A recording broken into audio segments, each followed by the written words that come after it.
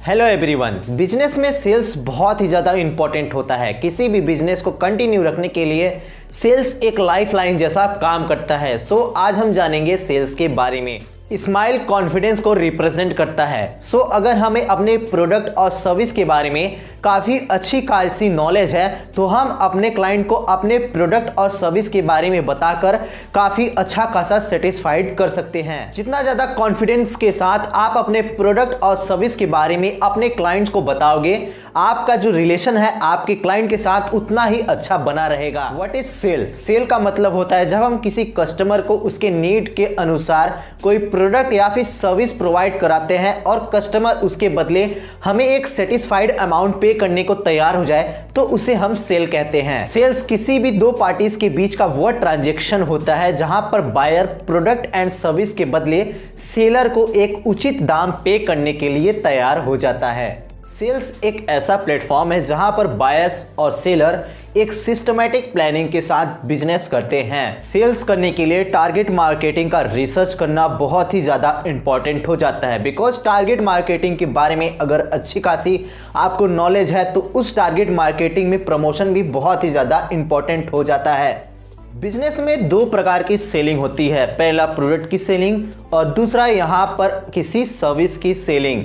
अब प्रोडक्ट की जो सेलिंग होती है वो सर्विस के सेलिंग के मुताबिक काफ़ी आसान होती है, क्योंकि जब भी आप किसी भी प्रोडक्ट की सेलिंग करते हो मार्केट में जाने के बाद अगर आप कस्टमर्स के साथ किसी भी प्रोडक्ट के साथ डील करते हो, उसे सेल करना चाहते हो तो आपके पास एग्जाम्पल के तौर पर एक प्रोडक्ट होता है। बट अगर मैं वहीं पर कंपेयर करूं किसी भी सर्विस के साथ तो सर्विस में आपके पास कुछ भी ऐसा फिजिकल चीज़ नहीं है जिसे आप कस्टमर को पहले ही मुलाकात में उस चीज़ को दिखा सको और अपने प्रोडक्ट के बारे में बता सको। ऐसे में प्रोडक्ट की जो सेलिंग होती है वो काफ़ी आसान होती है तुलना में सर्विस के सेलिंग में। गाइस, हम क्या करते हैं, हम सर्विस सेल करते हैं न कि कोई प्रोडक्ट। अगर मैं कंपेयर करूं, एक छोटा सा कंपेयर करूं किसी सर्विस सेलिंग में और किसी प्रोडक्ट की सेलिंग में, तो प्रोडक्ट की जो सेलिंग है वो सर्विस सेलिंग में काफ़ी आसान हो जाती है, तो हम सर्विस सेल करते हैं। तो अब हम जान लेते हैं सर्विस मार्केटिंग के बारे में। किसी भी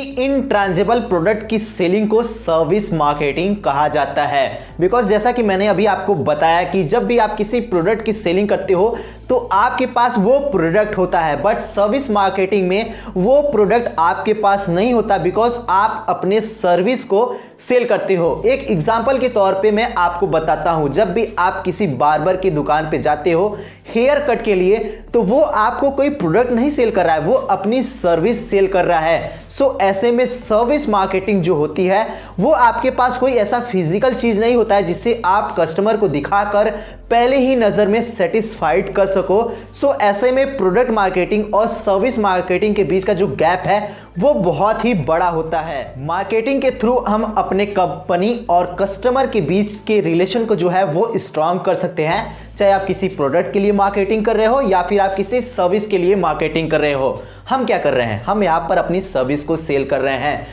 ऐसे में मार्केटिंग हमारे लिए बहुत ही ज़्यादा इंपॉर्टेंट हो जाती है हमारे और कंपनी के बीच के रिलेशनशिप के लिए। किसी भी बिजनेस को सक्सेसफुल बनाने के लिए कस्टमर हमारे लिए बहुत ही ज़्यादा इंपॉर्टेंट है, because customer is king. Customer की नीड और कस्टमर की नीड्स को समझना हमारे लिए बहुत ही बड़ा टारगेट होता है। बिकॉज जो कस्टमर्स की नीड होती है वो एक ताले के जैसी होती है, बिकॉज उसकी चाबी सिर्फ और सिर्फ आपके पास होनी चाहिए। जब उसकी चाबी आपके पास होगी तो कंपनी और कस्टमर के बीच का जो रिलेशनशिप है वो काफ़ी स्ट्रांग होगा। अगर कंपनी और कस्टमर के बीच का जो रिलेशनशिप है वो काफ़ी स्ट्रांग होगा तो आपकी बिजनेस को ग्रो करने में ज़्यादा टाइम नहीं लगेगा।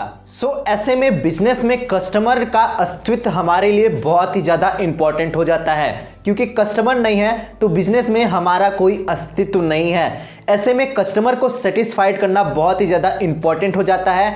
साथ ही साथ आप एक ऐसी डील करें ताकि कस्टमर भी सेटिस्फाइड रहे और आपकी कंपनी को आपकी बिजनेस में एक अच्छा खासा प्रॉफिट भी गेन हो। कस्टमर नहीं है तो हमारा भी कोई अस्तित्व नहीं है। ऐसे में एक क्वेश्चन ये भी उठता है कि हम नए कस्टमर कैसे जोड़े। सो नए कस्टमर जोड़ने के लिए हमारे पास एक अच्छी खासी मार्केटिंग प्लानिंग के साथ एक अच्छी खासी स्ट्रेटजी होनी चाहिए ताकि हम नए कस्टमर जोड़ सके और उन नए कस्टमर से एक अच्छा खासा प्रॉफिट जो है वो गेन कर सके।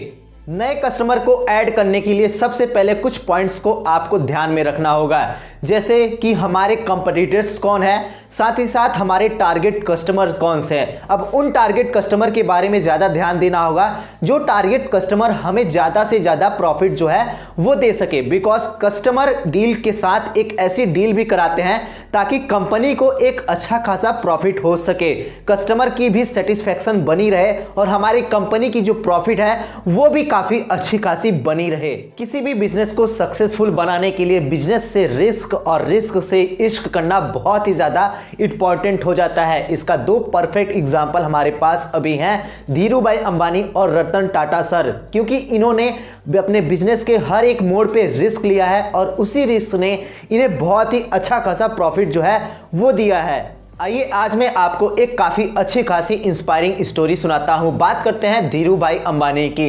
अपने शुरुआती दिनों में यमन में एक पेट्रोल पंप पर धीरू भाई अंबानी काम किया करते थे। तो सवाल उठता यह है कि आखिर उन्होंने बिजनेस कैसे सीखा। पेट्रोल पंप पर काम करते करते एक सस्ती या फिर टपरी पर चाय न पीकर बल्कि वो जाकर होटल में 1 रुपए की चाय पिया करते थे। तो सबसे बड़ी बात ये आ जाती है कि आखिर 25 पैसे वाली चाय को छोड़कर 1 रुपए की फिजूल खर्च वाली चाय क्यों पिया करते थे। सो ऐसे में आपको मैं बता दूं कि कोई भी ऐसा बिजनेसमैन किसी भी एक ऐसे पेट्रोल पंप के कर्मचारी से अपने बिजनेस के आइडियाज को शेयर नहीं करेगा।